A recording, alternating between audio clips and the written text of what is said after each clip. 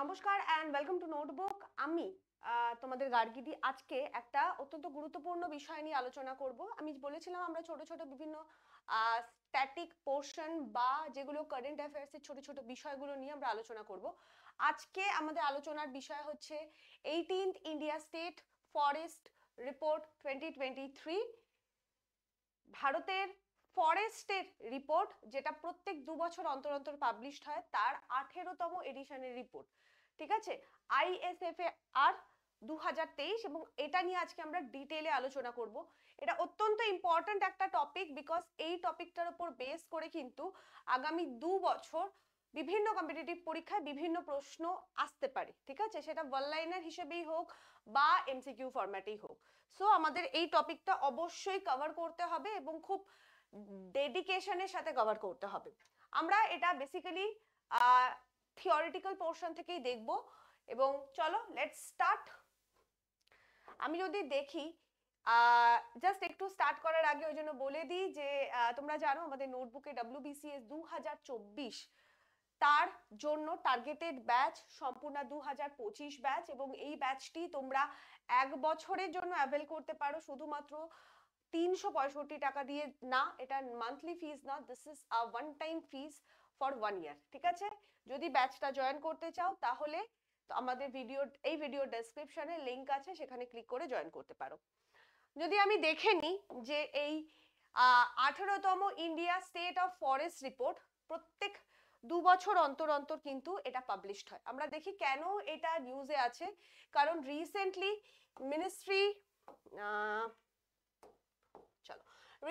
Ministry of environment, forest and climate change 18তম India state of forest report 2023 publish করেছে। এবং এটা কে বার করেছে? ফরেস্ট সার্ভে অফ ইন্ডিয়া, যেটা কিনা বাইএনিয়াল বেসিসে 1987 থেকে এই রিপোর্টটি পাবলিশ করছে। তাহলে প্রথম এই রিপোর্টটি পাবলিশ হয়েছিল 1987 সালে, এবং তারপর থেকে প্রত্যেক 2 বছর অন্তর অন্তর কিন্তু ফরেস্ট সার্ভে অফ ইন্ডিয়া, ভারতের ফরেস্ট সার্ভে অফ ইন্ডিয়ার তরফ থেকে এই রিপোর্টটি বার করে, এবং ফাইনালি এটা ministry of environment, forest and climate change কিন্তু এটাকে রিলিজ করে।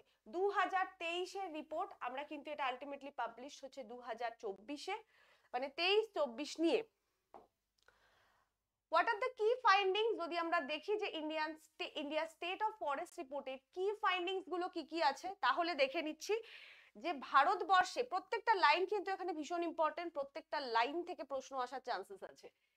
ফরেস্ট এবং ট্রি কভার কত আছে ভারতবর্ষে যদি আমরা দেখি, তাহলে টোটাল ফরেস্ট এবং ট্রি কভার যদি আমরা ভারতে দেখি, সেটা কিন্তু আছে 8,27,356.95 স্কোয়ার বর্গ কিলোমিটার, যেটা কিনা টোটাল ভারতের যে জিওগ্রাফিক্যাল এরিয়া তার 25.17% কিন্তু ভারতবর্ষে ফরেস্ট আর ট্রি কভার আছে। সেকেন্ড পয়েন্টটা যদি আমরা দেখি যে ভারতবর্ষের টোটাল ফরেস্ট কভার, এইটা কিন্তু ফরেস্ট এবং ট্রি কভার, আর শুধুমাত্র ফরেস্ট কভার যদি দেখি তাহলে কিন্তু সেটা 7,15,342.61 বর্গ কিলোমিটার, যেটা কিনা সম্পূর্ণ এরিয়ার বা জিওগ্রাফিক্যাল এরিয়া ভারতের যা আছে তার 21.76%, এবং ট্রি কভার হচ্ছে 1,12,014.34 স্কোয়ার কিলোমিটার, যেটা কিনা 3.41%।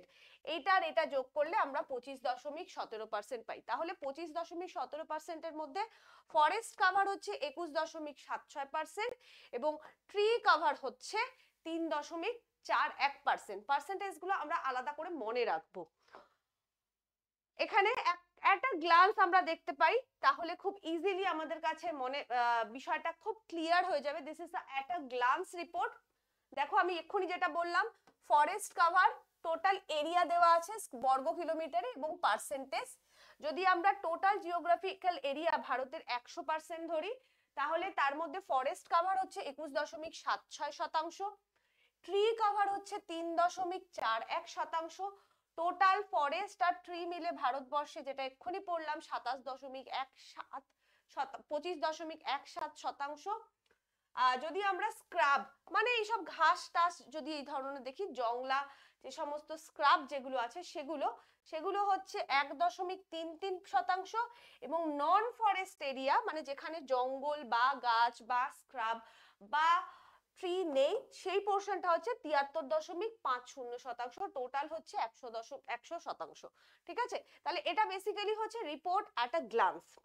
নেক্সট চলে যাচ্ছি, এবার চলে আসছি যে ISFR বা ইন্ডিয়া স্টেট ফরেস্ট রিপোর্টে 2023-23-এ প্রত্যেকটি কি কি ইম্পর্টেন্ট গুরুত্বপূর্ণ পয়েন্টস আছে যেগুলো কিন্তু হাইলাইটেড পয়েন্টস যদি আমরা দেখি, তাহলে প্রথমে আমরা দেখে নিই যে বেসিক্যালি এটা আমাদের সকলের জন্য একটা সুখবর যে এই রিপোর্ট অনুযায়ী বিগত 2 বছরে ভারতে কিন্তু ফরেস্ট এবং ট্রি কভার বৃদ্ধি পেয়েছে।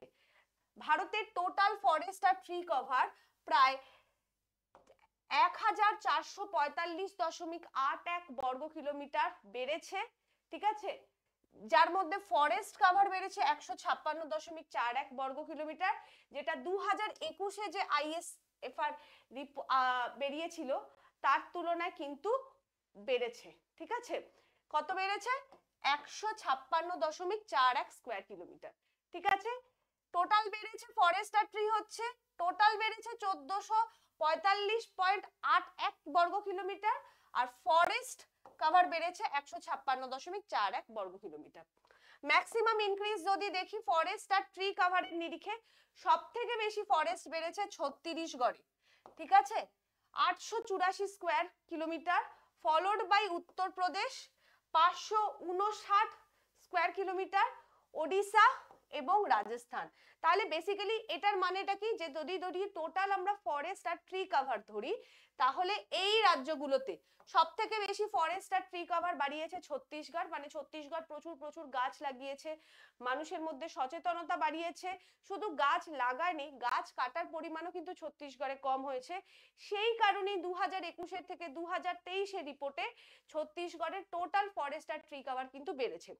সেকেন্ড পজিশনে আছে উত্তরপ্রদেশ, তারপর ওড়িশা, তারপরে রাজস্থান। আর যদি শুধুমাত্র ফরেস্ট কভার আমরা দেখি, ফরেস্ট বলতে যেটাকে আমরা জঙ্গল বুঝি, আর ট্রি মানে হচ্ছে বিচ্ছিন্ন যে গাছগুলো আছে সেগুলোকে বলা হচ্ছে। যদি আমরা টোটাল ফরেস্ট কভার যদি দেখি, এটা ছিল ফরেস্ট এবং ট্রি কভারের নিরিখে। আর যদি শুধুমাত্র জঙ্গল কতটা বেড়েছে সেটার নিরিখে দেখি, তাহলে সব থেকে বেশি বৃদ্ধি পেয়েছে মিজোরামে, 242 স্কয়ার কিলোমিটার বৃদ্ধি পেয়েছে, এবং সম্পূর্ণটাই কিন্তু লাস্ট যে ISFR রিপোর্ট 2021-এ পাবলিশড হয়েছিল তার নিরিখে কতটা বৃদ্ধি পেয়েছে সেটা বোঝাচ্ছে। তার সেকেন্ড পজিশনে গুজরাটে, দেখো গুজরাটের মতো এরিয়া যেটা কিনা আমরা মনে করি যে একটা ইন্ডাস্ট্রিয়াল এরিয়া, সেখানেও কিন্তু বেসিক্যালি আমরা দেখতে পাচ্ছি যে ফরেস্ট কভার কিন্তু বৃদ্ধি পেয়েছে। আর থার্ড পজিশনে আছে ওডিশা। মানে বেসিক্যালি এটা বোঝা যাচ্ছে যে এই সমস্ত রাজ্যগুলি কিন্তু সত্যি মানুষের মধ্যে সচেতনতা বাড়ানো, গাছ লাগানো এবং গাছ কম কাটা বা জঙ্গলকে কিভাবে রক্ষা করা যায় এই বিষয়গুলোর উপর কিন্তু গুরুত্ব দিয়েছেন। আর এবার হচ্ছে এতক্ষণ তো আমরা দেখলাম যে কোন কোন রাজ্যগুলোতে বেড়েছে ফরেস্ট কভার বা ট্রি কভার, এবারে দেখি যে কোন কোন রাজ্যগুলোতে কমেছে। মধ্যপ্রদেশ খুব অদ্ভুত ভাবে, যদিও আমরা এর পরের রিপোর্টেই দেখবো ফরেস্ট আর ট্রি কভার যদি আমরা দেখি সবচেয়ে বেশি কোন রাজ্যে, সেটি কিন্তু মধ্যপ্রদেশে। কিন্তু মধ্যপ্রদেশে কিন্তু 2021-এ যতটা ফরেস্ট বা ট্রি কভার ছিল সেই তুলনায় কিন্তু কমেছে, কিন্তু ওভারঅল এখন অবধি মধ্যপ্রদেশ কিন্তু টপে আছে। তাহলে মধ্যপ্রদেশে প্রায় 612.41 স্কয়ার কিলোমিটার ফরেস্ট কিন্তু কমেছে, ফরেস্ট কভার। তারপরে আছে কর্ণাটকা, তারপরে আছে লাদাখ এবং তারপরে আছে নাগাল্যান্ড। ঠিক আছে, এগুলো ইম্পর্টেন্ট। ফরেস্ট আর ট্রি কভারের হিসাব রাখবো, ফরেস্ট কভার আর কোথায় কোথায় কমেছে সেটাও কিন্তু আমরা খেয়াল রাখবো। ঠিক আছে, আমি এই ক্লাসটাতে আজকে থিওরি পড়াচ্ছি, এরপরে এই ক্লাসটার ঠিক কিছুদিন পরে আমি কিন্তু একইভাবে আজকে যা যা পড়ালাম তার উপরে MCQ ক্লাস নেবো, তাহলে বুঝতে পারবো তোমাদের কতটা পড়া হয়েছে। চলে যাচ্ছি আরেকটু ইম্পর্টেন্ট এবং শুধু ইম্পর্টেন্ট বলবো না, it is the most important slide যদি বলি, কারণ এই স্লাইড থেকে ম্যাক্সিমাম প্রশ্ন আসে। টপ 3 স্টেট, যদি আমরা এরিয়া ওয়াইজ টপ 3 স্টেট দেখি যেখানে লার্জেস্ট ফরেস্ট কভার আছে, সেটা হচ্ছে মধ্যপ্রদেশ। মধ্যপ্রদেশে বর্তমানে, যদিও আমরা দেখলাম লাস্ট স্লাইডে যে 2021-এর তুলনায় কিন্তু মধ্যপ্রদেশে ফরেস্ট কভার কমেছে, কিন্তু তাও সারা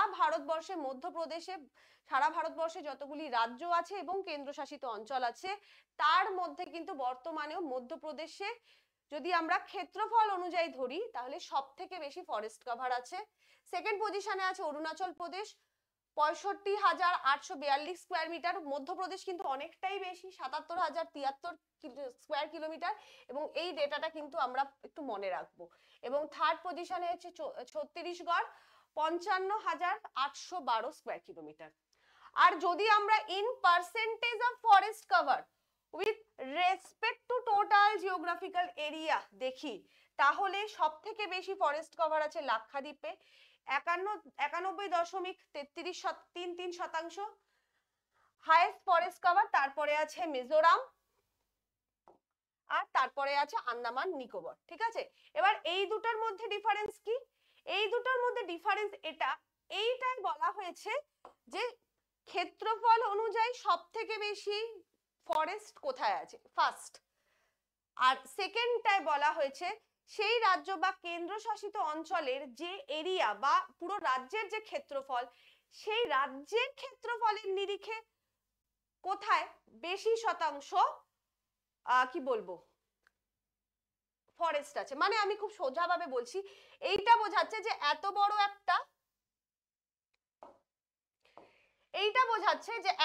একটা রাজ্য আছে, ঠিক আছে, কিন্তু তার মধ্যে ধরো ফরেস্ট আছে এতটা।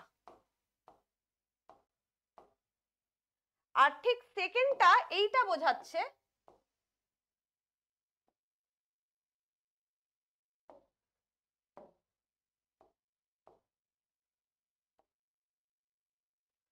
আমি বোঝাতে পারলাম? এইখানে দেখো, এই যে ব্লু দিয়ে যে মার্কিংটা করেছি আমি, এই ব্লু এর মার্কিংটা কিন্তু এই মার্কিংটা অনেকটা বড়।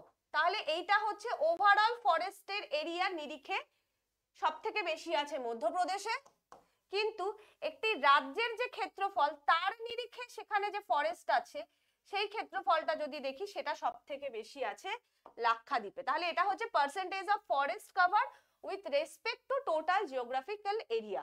দুটো ডেটাই ভীষণ ইম্পর্টেন্ট এবং দুটো ডেটা থেকে প্রশ্ন আসার চান্সেসও অনেক বেশি। নেক্সট প্রশ্ন দেখে নিই, হাই ফরেস্ট কভার।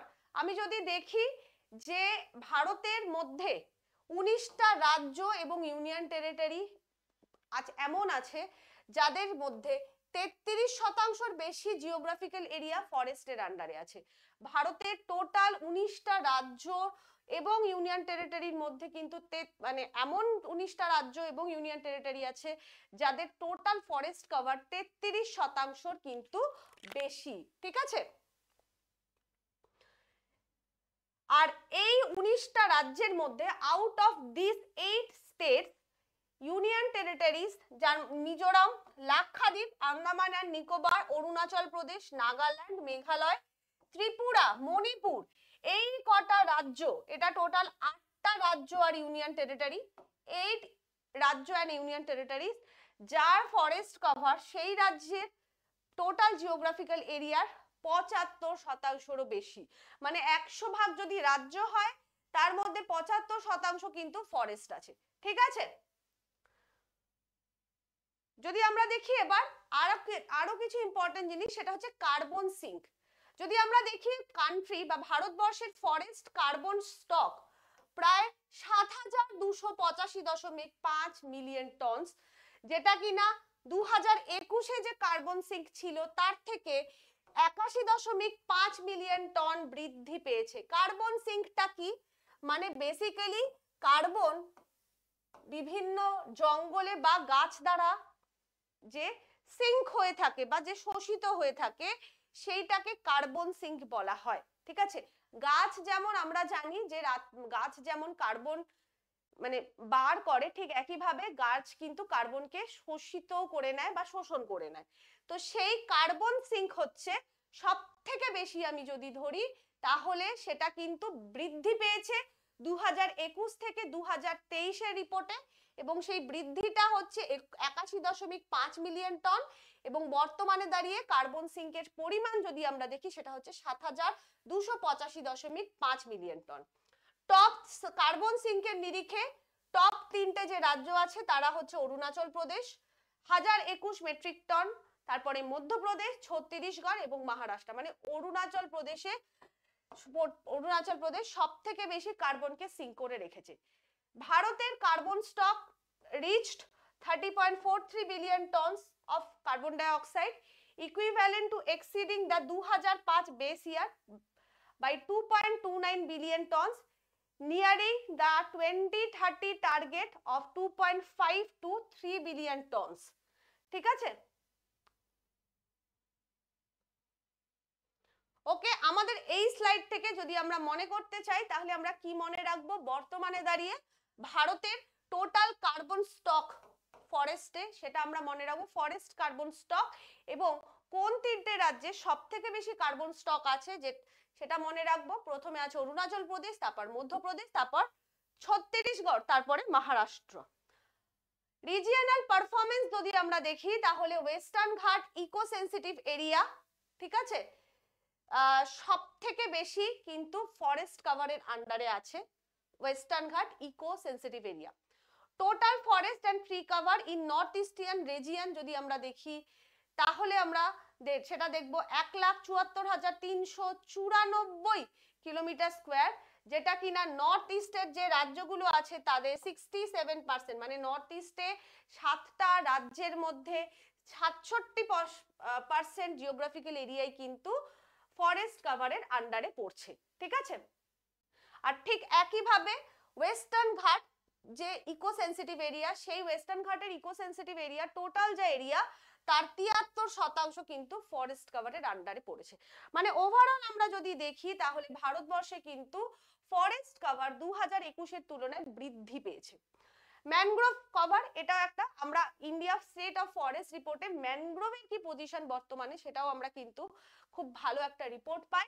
ভারতের ম্যানগ্রোভ কভার যদি আমরা দেখি সেটা বর্তমানে 4,991.68 স্কয়ার কিলোমিটার, যেটা কিনা টোটাল জিওগ্রাফিক্যাল এরিয়ার 0.15% ম্যানগ্রোভ কভার আছে ভারতে। কিন্তু নেট কিন্তু আমরা যদি দেখি যে 2021-এর রিপোর্টের তুলনায় ম্যানগ্রোভ কভার কিন্তু 7.43 স্কয়ার কিলোমিটার কমেছে। তাহলে আমরা যদি দেখি ফরেস্ট কভার, ট্রি কভার বেড়েছে, ফরেস্ট কভার ইন্ডিভিজুয়ালি বেড়েছে, ট্রি কভার ইন্ডিভিজুয়ালি বেড়েছে, কিন্তু ম্যানগ্রোভ গাছ আমরা জানি সাধারণত লবণাক্ত এরিয়ায় থাকে এবং তার ক্রাইটেরিয়া কি? শ্বাসমূল, ঠেসমূল এই সমস্ত গুলো থাকে, কারণ নোনা জলে এই গাছগুলি হয় বলে তারা নোনা জল থেকে অক্সিজেন নিতে পারে না, ফলে এদের শ্বাসমূল মাটি ভেদ করে উপরে উঠে বাতাস থেকে অক্সিজেন গ্রহণ করে, তাই তো। সুন্দরী গড়ান, গেওয়া, হোগলা এইগুলোকে আমরা ম্যানগ্রোভ উদ্ভিদ বলে জেনে থাকি, যেটা সব থেকে বেশি দেখতে পাওয়া যায় সুন্দরবন এরিয়া, যেটা পশ্চিমবঙ্গে অবস্থিত। সেই ম্যানগ্রোভ এরিয়া কিন্তু আমরা যদি দেখি তাহলে এটা কিন্তু একটু শকিং রিপোর্ট যে 2021-এর তুলনায় 2023-এ কিন্তু ভারতের ম্যানগ্রোভ কভার ডিক্রিজ করেছে, আর সব থেকে বেশি ডিক্রিজ করেছে কিন্তু গুজরাটে, প্রায় 36.39 বর্গ কিলোমিটার ম্যানগ্রোভ এরিয়া কিন্তু গুজরাটে কমেছে। আন্ধ্রপ্রদেশের ক্ষেত্রে সেটা কিন্তু ইনক্রিজ করেছে 13.01 স্কয়ার কিলোমিটার, ঠিক আছে। চলো, সরি এটা একটা জিনিস ভুলে গেলাম, অন্ধ্রপ্রদেশ এবং মহারাষ্ট্রের ক্ষেত্রে বৃদ্ধি পেয়েছে। অন্ধ্রপ্রদেশের ক্ষেত্রে 13.01 কিলোমিটার বৃদ্ধি পেয়েছে, মহারাষ্ট্রের ক্ষেত্রে প্রায় 12.39% বৃদ্ধি পেয়েছে। ম্যানগ্রোভ কভারের এটা একটা পাই চার্টের মাধ্যমে দেখানো হয়েছে। এই গ্রিন পোর্শনটা, এইটা হচ্ছে ওয়েস্ট বেঙ্গলের ম্যানগ্রোভ কভার। আমরা যদি দেখি সারা ভারতবর্ষের মধ্যে সব থেকে বেশি ম্যানগ্রোভ আছে ওয়েস্ট বেঙ্গলে, সেকেন্ড পজিশনে আছে গুজরাট, এটা হচ্ছে গুজরাট দেখানো হয়েছে, ঠিক আছে। তারপরে দেখো থার্ড পজিশনে আমরা যদি দেখি সেটা আছে আন্দামান এন্ড নিকোবর, ফোর্থে আছে ধরো সরি এটা তো কালারটা দেখতে পাচ্ছ না, ফোর্থে আছে অন্ধ্রপ্রদেশ, ঠিক আছে। তো আমরা পুরো ভারতবর্ষে এটা জাস্ট একটা পাই চার্টের মধ্যে দেখানো হয়েছে যে 2023-এর ম্যানগ্রোভ কভার আমরা যদি দেখি ওয়েস্ট বেঙ্গলে পুরো যদি 100% ম্যানগ্রোভ দেখি তাহলে তার মধ্যে ওয়েস্ট বেঙ্গলে আছে 42 পয়েন্ট, আমি একটু এটা ভালো করে লিখছি, যদি 100% ম্যানগ্রোভ কভার দেখি তাহলে ওয়েস্ট বেঙ্গলে আছে 42.45%। আচ্ছা, গুজরাটে আছে 23.32%। আচ্ছা, আন্দামান অ্যান্ড নিকোবরে আছে 12.19%। আচ্ছা, তারপরে যদি আমরা চলে যাই আন্ধ্রপ্রদেশে, এপি হচ্ছে আন্ধ্রপ্রদেশ, ঠিক আছে, নট অরুণাচল প্রদেশ।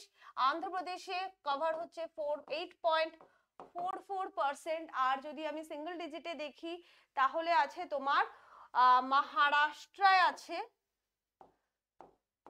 6.31%, আর ওডিশাতে আছে 5.19%। যদিও তোমরা এই পাই চার্টটা ভালো করে দেখলে এটা বুঝতে পেরে যাবে। সব থেকে বেশি ম্যানগ্রোভ কভার তাহলে এই মুহূর্তে এবং সবসময় যেটা থাকে সেটা হচ্ছে ওয়েস্ট বেঙ্গলে 42.45% mangrove cover as per India state forest report 2023। চলো এবার যদি আমরা দেখি ইন্ডিয়া স্টেট ফরেস্ট রিপোর্টের ক্ষেত্রে কিছু কিছু ইম্পর্টেন্ট জিনিস আমরা যদি দেখি, সেটা হচ্ছে ফরেস্ট ফায়ার। আমরা প্রায়ই দেখি যে ফরেস্ট ফায়ার, যেমন রিসেন্টলি কিছুদিন আগে আমরা ক্যালিফোর্নিয়ার ক্ষেত্রে দেখেছি যে দাবানল, গাছে জঙ্গলে দাবানল শুরু হয়েছে। তো সেই ফরেস্ট ফায়ারের ঘটনা সব থেকে বেশি যে তিনটে রাজ্যে ঘটেছে 2023-24-এ, সেটা সব থেকে বেশি ঘটেছে উত্তরাখণ্ডে, সেকেন্ড পজিশনে আছে ওড়িশা এবং থার্ড পজিশনে আছে ছত্তিশগড়। এটাও মনে রেখো একটু। নেক্সট যদি এইটা দেখো, এটা বেসিক্যালি এই যে ম্যাপটা, এইটার মাধ্যমে ভারতবর্ষে বর্তমানে দাঁড়িয়ে ফরেস্ট ট্রি স্ক্রাব এর যে কভার গুলো সেগুলো দেখানো হয়েছে। এই ছবিটাতে তুমি অত ক্লিয়ার বুঝতে পারবে না, dark green, light green, yellow, red দিয়ে আলাদা আলাদা করে এখানে বোঝানো হয়েছে। ছবিটা তোমাদের আমি যখন ডকুমেন্টসটা দিয়ে দেবো তখন তোমরা ক্লিয়ারলি এটা বুঝতে পারবে, ঠিক আছে। আমরা এবার কিছু ফ্যাক্টস যদি দেখি, ফ্যাক্ট অ্যাট আ গ্ল্যান্স, তাহলে ভারত যে প্যারিস এগ্রিমেন্ট যেটা ভারত সাইন করেছিল, in the nationally determined contribution commitment made at the Paris climate change agreement, ভারতবর্ষের প্যারিস ক্লাইমেট চেঞ্জ এগ্রিমেন্টে যে কমিটমেন্ট ছিল তা সেই নিরিখে India has resolve to create an additional carbon sink of 2.5 to 3 billion tons of carbon dioxide equivalent through additional forest and tree cover by 2030। এইটা ভারতের commitment ছিল যে 2030-এর মধ্যে অ্যাডিশনালি 2.5 থেকে 3 billion tons carbon sink Bharat তৈরি করবে ফরেস্ট আর tree কভারের মাধ্যমে, এবং ভারত কিন্তু ধীরে ধীরে তার দিকে এগিয়ে যাচ্ছে। বন চ্যালেঞ্জ, ইন্ডিয়া বন চ্যালেঞ্জের ক্ষেত্রে বলেছিল যে to bring in 26 million hectares of degraded land under restoration by 2023। বন চ্যালেঞ্জে ইন্ডিয়া কমিট করেছিল যে 2030-এর মধ্যে 26 মিলিয়ন হেক্টর জমি, বঞ্জার জমি, যে জমিতে বেসিক্যালি গাছপত্র হয় না, সেই জমিটাকে ফরেস্ট কভারের আন্ডারে আনবে। এটা ভারতের বন চ্যালেঞ্জ ছিল। লাইভলিহুড আমরা যদি দেখি, ভারতের ফরেস্ট সাপোর্ট লাইভলিহুডের ক্ষেত্রে 17% of the global human population and 18% of the total livestock। তাহলে ইন্ডিয়াস ফরেস্ট সাপোর্ট মানে ভারতের যে জঙ্গল আছে তার সেই জঙ্গলগুলো সাপোর্ট করে 17% মানুষকে of the global human population এবং 18% টোটাল ওয়ার্ল্ড লাইভস্টককে। মানে ভারতের জঙ্গল থেকে যে সাপোর্টটা সেটা সারা বিশ্বের 17% মানুষকে সাপোর্ট করে বেঁচে থাকার জন্য, এবং 18% মানুষ অ্যাজ লাইভস্টক মানে অন্যান্য জীবজন্তুকে সাপোর্ট করে। গ্লোবাল স্ট্যান্ডিং যদি দেখি, as per global forest resource assessment যদি আমরা দেখি, যেটা ফুড এগ্রিকালচার অর্গানাইজেশন তরফ থেকে পাবলিশড হয়েছিল, তার মধ্যে India rank among the top 10 countries of the world in terms of forest area and hold third position for highest annual net gain in forest cover between 2010-20। তাহলে global forest resource assessment 2020-তে যেটা published হয়েছিল, সেই report অনুযায়ী বিশ্বের মধ্যে যদি 10টা top দেশ থাকে যেখানে ফরেস্ট আর ট্রি কভার বেশি, তার মধ্যে ইন্ডিয়া থার্ড পজিশনে আছে। ইন্ডিয়া একজন 10টার মধ্যে থার্ড পজিশনে না। আর 2010 থেকে 2020-র মধ্যে নেট ফরেস্ট কভার বেড়েছে এমন দেশের ক্ষেত্রে ভারতবর্ষ তৃতীয় পজিশনে আছে। ফরেস্ট সার্ভে অফ ইন্ডিয়া আমরা যেটা দেখলাম যে সংস্থাটি বা অর্গানাইজেশনটি এই forest India state forest survey বা 2023 বা ফরেস্ট সার্ভে পাবলিশ করে সেটা হচ্ছে forest survey of India. 1 June 1981 সালে এটি গঠিত হয়েছিল, যদিও এর আগে আমরা যদি দেখি 1976 সাল, এর আগে ফরেস্ট সার্ভে অফ ইন্ডিয়ার জায়গায় pre investment survey of forest resources বলে একটি সংস্থা ছিল যেটা 1965 সালে গঠিত হয়েছিল। এই pre investment survey of forest resources এটা 1965 সালে গঠিত হয় গভর্নমেন্ট অফ ইন্ডিয়ার তরফ থেকে with the sponsorship of food and agricultural organisation এবং ইউনাইটেড নেশন ডেভেলপমেন্ট প্রোগ্রাম। পরবর্তীকালে এটা 1965 সালে হয়, পরবর্তীকালে 1976 সালে গিয়ে national commission on agriculture recommend করেছিল যে ভারতের একটা ন্যাশনাল ফরেস্ট সার্ভে অর্গানাইজেশন থাকা দরকার, এবং তারপরেই কিন্তু 1981 সালে ফরেস্ট সার্ভে অফ ইন্ডিয়া গঠিত হয়। পেরেন্ট অর্গানাইজেশন যদি আমরা দেখি তাহলে ministry of environment forest government of ইন্ডিয়ার আন্ডারে ফরেস্ট সার্ভে অফ ইন্ডিয়া পড়ে। এর প্রধান উদ্দেশ্য to assess and monitor the forest resources of India regularly. In addition, it is also engaged in providing the services of training, research and extension, এই সার্ভিসগুলো দিয়ে থাকে। এফএসআই এর হেডকোয়ার্টার সবাই জানি, এটা বহুবার বিভিন্ন পরীক্ষায় জিজ্ঞেস করা হয়। ফরেস্ট সার্ভিস অফ ইন্ডিয়ার হেডকোয়ার্টার উত্তরাখণ্ডের দেহরাদুনে অবস্থিত। এছাড়াও এর 4টে রিজিয়নাল অফিস আছে। কোথায় কোথায়? হিমাচল প্রদেশের Shimla, Kolkata, Nagpur of Maharashtra and Bangalore of Karnataka. Eastern জোনের একটা সাব সেন্টারও আছে বুডনিহাট মেঘালয়তে, ঠিক আছে, মানে নর্থ ইস্টটাকে কভার করার জন্য। যদি আমরা ফরেস্ট্রি প্যারামিটার 2013 থেকে ট্রেন্ডস গুলো দেখি, 2013 পরে 2013 আর 2023 এই 10 বছরে ফরেস্ট্রি প্যারামিটারস এর ট্রেন্ড গুলো দেখি, তাহলে আমরা দেখব যে এই 10 বছরে ওভারঅল ভারতবর্ষে গ্রিনারি কিন্তু বেড়েছে, সবুজ ভারতবর্ষে বেড়েছে এবং 16,630.25 বর্গ কিলোমিটার সবুজ বা গ্রিনারি ভারতে বেড়েছে। ট্রি কভার বেড়েছে 20,747.34 কিলোমিটার। ম্যানগ্রোভ কভার বেড়েছে, কিন্তু সেই বাড়াটা 10 বছরে বেড়েছে 296.33 স্কয়ার কিলোমিটার, কিন্তু লাস্ট 2 বছরে কিন্তু ফরেস্ট ম্যানগ্রোভ কভার কমেছে। এটা 10 বছরের নিরিখে বেড়েছে, বাট লাস্ট 2 বছরে কিন্তু কমেছে। তারপরে যদি দেখি সয়েল হেলথ, আমরা forest survey of India state forest রিপোর্টের সয়েল হেলথের বিষয়ে জানতে পারি, যেটা আমরা দেখতে পাচ্ছি যে জেনারেলি সয়েলের স্বাস্থ্য কিন্তু ইমপ্রুভ করেছে 87.16% of shallow to deep soil against 83.53% 2003। মানে লাস্ট 10 বছরে মাটির যে স্বাস্থ্য সেটা কিন্তু বৃদ্ধি পেয়েছে এবং মাটিতে হিউমাসের পরিমাণ বেড়েছে। সয়েল অর্গানিক কার্বন সেটাও বেড়েছে 55.85 টন পার হেক্টর থেকে বর্তমানে 56.08 টন পার হেক্টর হয়েছে। সয়েল অর্গানিক কার্বন সেটা কি, যে carbon content in soil organic matter which contributes to soil aggregation, enhancing soil structure and stability। তাহলে ইন্ডিয়া স্টেট ফরেস্ট রিপোর্টে আমরা ম্যানগ্রোভের রিপোর্ট পাই, আমরা কিন্তু সয়েল হেলথের রিপোর্টও পাই। নেক্সট যদি আমরা দেখি বায়োটিক ইনফ্লুয়েন্স, মানে বিভিন্ন ট্রি বা ফরেস্টের ক্ষেত্রে বিভিন্ন মানুষের বা বায়োলজিক্যাল অর্গানিজমদের বা ক্রিয়েচার্সদের যে ইনফ্লুয়েন্স, সেটাও কিন্তু আমরা দেখছি যে 2013 থেকে 2023-এ কমেছে।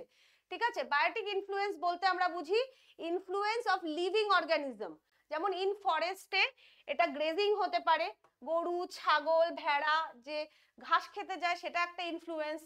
ঠিক আছে, manmade fire, pollarding, illicit felling, lopping, এগুলো হচ্ছে সমস্ত বায়োটিক ইনফ্লুয়েন্স। কিন্তু এই বায়োটিক ইনফ্লুয়েন্স আমরা যদি দেখি